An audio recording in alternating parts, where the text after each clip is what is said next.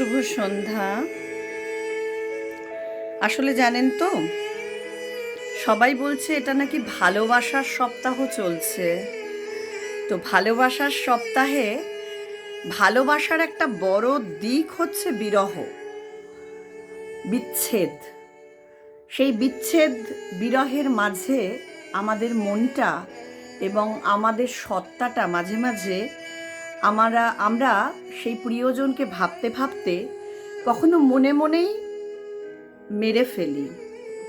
তাই ঠিক সেরকম একটা ভাবনায় আমার একটা ছোট্ট কবিতা, ভেতর বাড়ির মর্গ, লিখেছেন কবি স্বপ্নীল চক্রবর্তী। আমার বুকের ভেতরের বাড়িটা মর্গের মতো শীতল।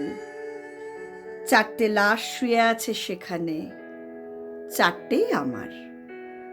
আমি প্রথমবার মরেছিলাম অবহেলায়, দ্বিতীয়বার মরেছিলাম প্রতিশ্রুতির অভাবে, তৃতীয়বার আমাকে খুন করেছিল এক বিশ্বাসঘাতক, চতুর্থবার মরেছিলাম আমি স্বেচ্ছায়।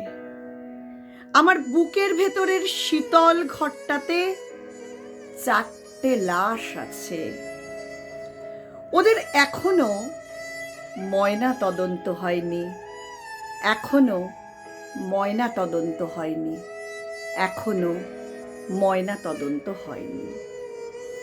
সত্যি কথা বলতে কি, ওই মনে মনে মরে যাওয়ার মধ্যে যে কষ্ট, যে বিরহ, যে বেদনা, সেইটা বোধহয় আমাদের প্রতিদিন প্রতি মুহূর্তে মারে। এবং কখনো বিশ্বাসঘাতকতায়, কখনো মিথ্যা প্রতিশ্রুতিতে, কখনো অবহেলায়, এক একজনের কাছে এক এক রকম। আর এই সবের পরে যেটুকু বেঁচে থাকি আমরা, তখন আমরা নিজেরাই নিজেদের ভাবনার কাছে আত্মাহুতি দিই এবং কোথাও মনে মনে মরমে মরমে মরে যাই। সেটুকু ভাবনাই আজকে এই ভালোবাসার দিনের যে একটা বড় শর্ত, বিরহ ও বিচ্ছেদ। আমি জানি না আলাদা করে ভালোবাসার কোনো দিন হয় কি না।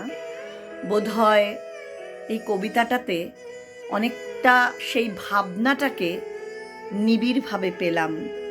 ভালোবাসা মানেই একরাশ বিচ্ছেদের যন্ত্রণা, ভাবনার যন্ত্রণা, কিন্তু সেই যন্ত্রণার মধ্যেই ফুটে ওঠে সেই না পাওয়ার ফুল, এবং সেই ফুলের দলগুলি প্রস্ফুটিত হয় চিরকালীন ভালোবাসার বেঁচে থাকার মধ্যেই।